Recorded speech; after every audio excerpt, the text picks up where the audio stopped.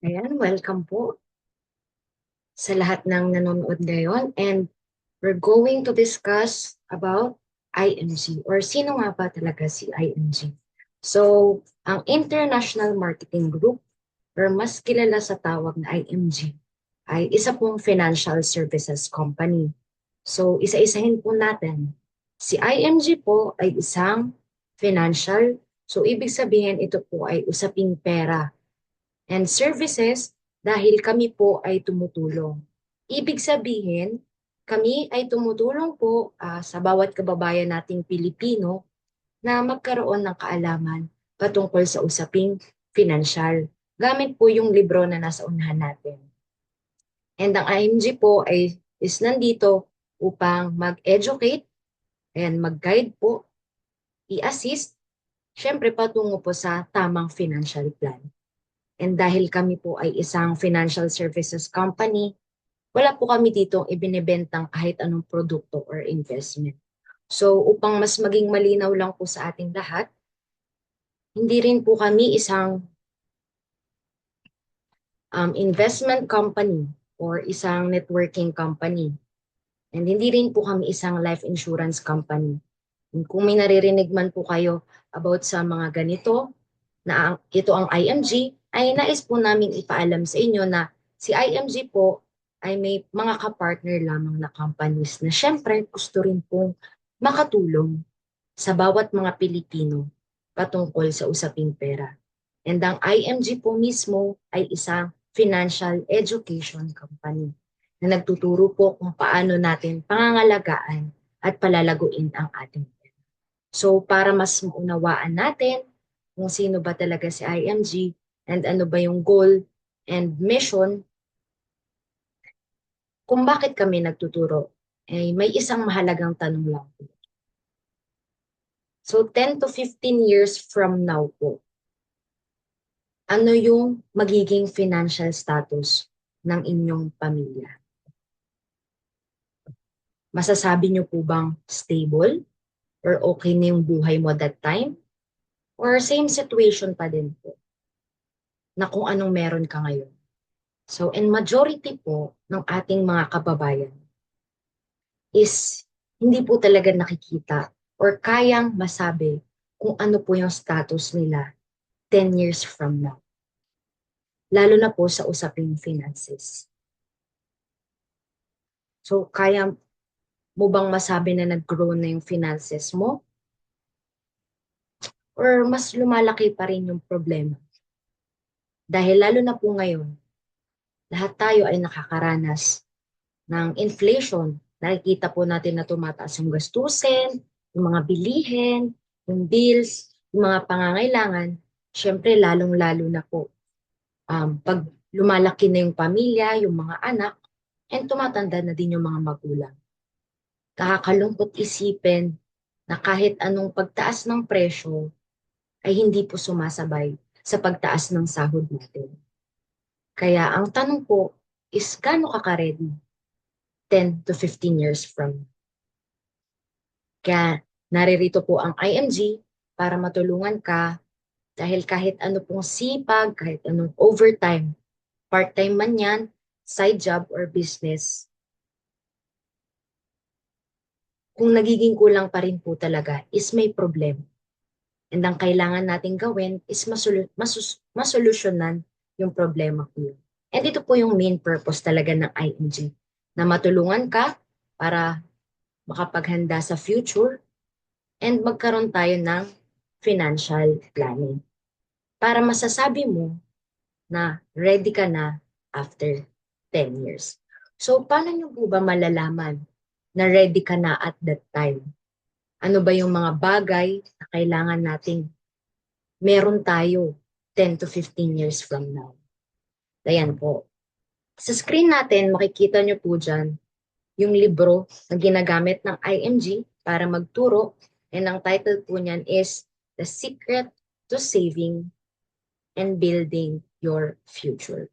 So sa harapan po ng librong yan, makikita nyo po or mapapansin nyo dyan yung 5 blocks. 5 po yun, 5 blocks. And yung color yellow po ngayon sa screen natin is yung pinalaki po. So una doon, sa pinakailalim is healthcare, which is the short-term and the long-term. Protection po, ang life insurance, to manage debts, emergency fund, and investment. So ito po yung 5 blocks na kailangan nating mabuo. And ang main goal po ni IMG is matulungan ka na maging financially secure sa pamamagitan po ng 5 blocks na yan. Ulitin ko po, kailangan nating mabuo ang lahat ng blocks na yan. So bakit ba hindi pwedeng isa lang or dalawa lang? Dahil alam niyo po ba na kung hindi natin mabubuo yung 5 yan, ay maaaring may aspeto ng buhay natin na magiging mahina po. Na syempre mas magdudulot pa ng mas maraming problema sa hinaharap. And mamaya po mas bibigyan diin pa po natin kung bakit mahalaga ang lahat. So kapag nabuo na natin yung 5, which is the healthcare, the life protection, ang pagmamanage ng debts, yung emergency fund, and yung investment, dyan mo palang masasabi na ikaw ay financially secure na. And kaya po nating sabihin na matatag na yung buhay finances natin. Which is, syempre, magbibigay po sa atin ngayon ng peace of mind. And alam niyo po ba na isang cause kung bakit talaga maraming isipin at stress ang maraming tao is dahil lahat po ay nagsisimula dahil sa kakulangan ng pera. So kaya, pag nabuo po natin yung 5 yan, kahit anumang dumating sa ating pagsubok, ay masasabi natin ready tayo at matatag ang ating finances. So ngayon, kaya mo bang masabi na handa ka at ang pamilya mo? Pag may nagkasakit po ba, nagkaroon ng emergency, namatay, huwag naman po sana, mas tumaas ang bilihin, nag-college yung mga anak, nawalan ka ng trabaho, nag-retire ka, ready ka ba? Kaya ang goal po ni IMG is mabuo yung 5 building blocks. And kapag hindi mo nabuo yan, syempre ngayon nakikita mo na alam mo yung kahihinatnan ng buhay at ng pamilya mo. Which is, tayong lahat po is ayaw mo yan. So bakit ba kailangan natin mabuo yung 5 building blocks na nasa screen po natin ngayon? So iisa-isahin po natin. Unang-una po dyan is healthcare. So nahati po ito sa dalawa, yung short term at yung long term. May ilan po sa atin ngayon dito na employed. And syempre congratulations po dahil yung mga company po talaga, ibang company is nag-o-offer ng mga insurance. But emphasize ko lang po ha, kapag ikaw ay isang employed. So paano po kaya kapag biglang nanghina yung katawan mo? Or napagdesisyonan mo, kailangan mo munang magpahinga sa pagtatrabaho? Ready po ba yung mga naipon natin sa panggastos about sa pagpapacheck up, sa maintenance, sa vitamins? And during our retirement naman po, syempre doon na naglalabasan yung mga sakit, tumatanda. Kaya po ba nating tustusan kahit wala na tayong trabaho? So ang main cause po sa buong mundo ng financial bankruptcy ay kawalan ng healthcare. And syempre nakakalungkot po dahil personally na-experience ko po na yung ibang bansa is sagot ng gobyerno, but syempre dito sa Pilipinas ay medical assistance lang ang in-offer tulad po ng PhilHealth. Syempre hindi po buo nilang i-offer yung lahat ng gastusin po natin. Sasagutin nila ng lahat. So, sapat po ba yung medical assistance na meron silang ibinibigay sa atin pagka nagkaroon na po tayo ng matinding sakit? Tulad na lamang po ng for operation, for dialysis. So, kanino po tayo ngayon naasa? Kanino po tayo usually mangungutang? And lahat po tayo for sure ay tatanda at magkakasakit. So, ang tanong po is ready ka ba?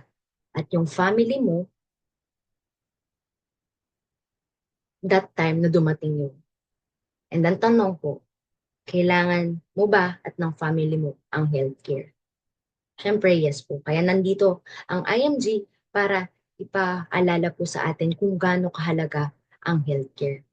And after ng healthcare po is yung pangalawa, yung life insurance. So, alam naman po natin na lahat ay kailangan ng life insurance. Lahat po ay alam natin na may hangganan yung buhay natin at may huhuling hantungan po tayo, which is yung kamatayan. So, ang tanong po is, handa po ba tayo? Yung may iwan natin if may mangyari po sa atin. Di ba po, kaya tayo todo kayod, todo overtime is para makapagpaaral ng ating mga anak or kapatid, para masustentuhan po yung mga magulang natin, para maibigay po yung araw-araw na pangangailangan. So ang tanong po, once na ikaw na nagtatrabaho, sumusuporta, kumikita, paano pag dumating yung oras o araw na ikaw po ay kinuha ng ating Panginoon? Paano yung maiiwan natin? Gaano sila ka-ready at ikaw sa oras na yun? So, ganun po kahalaga ang life protection. So, yung healthcare and yung life protection, ay makikita po natin sobrang importante talaga.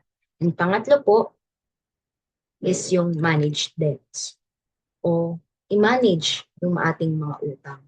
Alam niyo po ba na meron pong dalawang uri ng utang? Ang good debt and ang bad debt. Sabi nga po nila, di ba, huwag mong hayaan na ang utang ang mag-control sa iyo. So, ibig sabihin, ito po yung tinatawag na bad debt. And ang kasunod po ng kasabihan na yon is, kung hindi ikaw ang mag-control sa utang or mag-manage sa utang. Ito na po yung tinatawag nating good debt. And so, marami po talaga ngayon sa Pilipinas or sa ating mga kababayan ang nalulubog sa utang sa maraming dahilan. And isa din po dito dahil sa maling paggamit ng mga credit cards, ng mga loans. And lalo-lalo na po ngayon, makikita natin sa YouTube, sa Facebook, yung mga ads po about sa mga cash apps, sa loan apps, na sobrang instant na lang po. And kaya yung nais po ng IMG is matutunan mo yung tamang financial discipline upang matutunan nating ma-manage yung mga utang at hindi po ito maging pabigat. So, next na ang pang-apat na kailangan meron tayo and kailangan nating mabuo is yung emergency fund. So, paano po kapag bigla ang nagkaroon ng mga di inaasahang pangyayari? Tulad na lang po ng nawalan ng trabaho, may nagkasakit, may kailangang ayusin sa bahay, may kailangan pong pautangin, tapos halos nagsabay-sabay pa po lahat ng mga gastusin. Ang tanong po is, sapat po ba yung sahod na kinikita natin? Or yung mga pera na naisave natin sa alkansya or sa bangko? Lagi po nating tatandaan na ang emergency po ay laging naandyan, pero sino po ba sa atin ang nagkaroon na ng emergency fund? Kaya ito po yung main reason talaga, yung emergency, kung bakit nauubos o maraming walang savings ang lahat ng tao. And yung healthcare, yung protection, yung managed debts, and yung emergency fund, lahat po yan ay mahalaga sa buhay ng tao. And lastly, na kailangan pala nating buuin is yung investment. Ito po pala yung dapat huli, which is madalas pong nauuna lalo na sa panahon ngayon dahil marami ang may gusto ng instant, 'di ba? Kumita ng pera. So, meron po dyan yung mga crypto, at iba pang bagay na pwedeng pag-investan. And yes, wala pong masama dito. But once po na hindi natin naaral or natutukan, ay maari pong mag-cause ng financial bankruptcy, which is ayaw po natin mangyari. So, ang concept lang naman po ng investment is about sa pagtatanim. So, alam naman natin na kapag may itinanim, ay may aanihin. So, kaya pagdating ng unproductive years, or yung time na retired na po, ay wala na tayong inaasahan na aanihin. Dahil hindi po sila nakapagtanim during their time na productive po sila.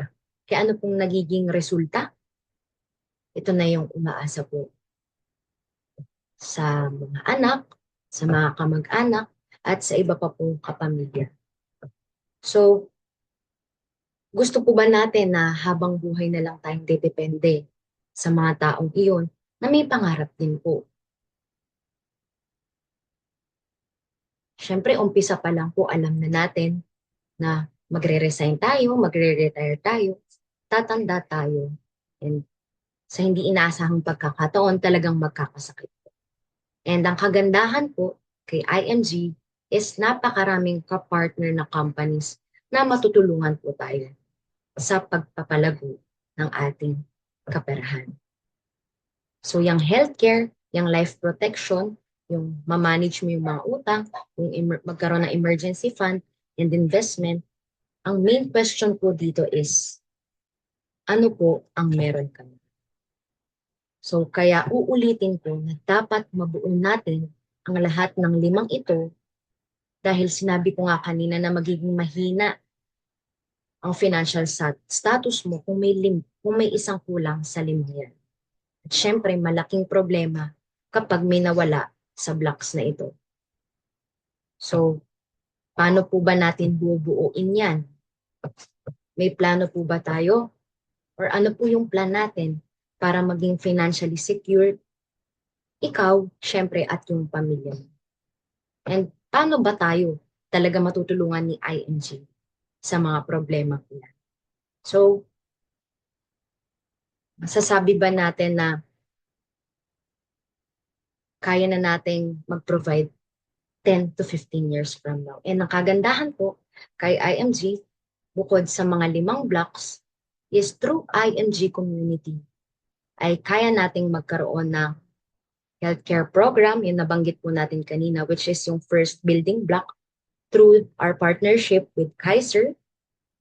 And then, kaya po nating magkaroon ng investment program, which is hindi na po nagkakaroon ng involvement with middleman, so direct stock market po tayo.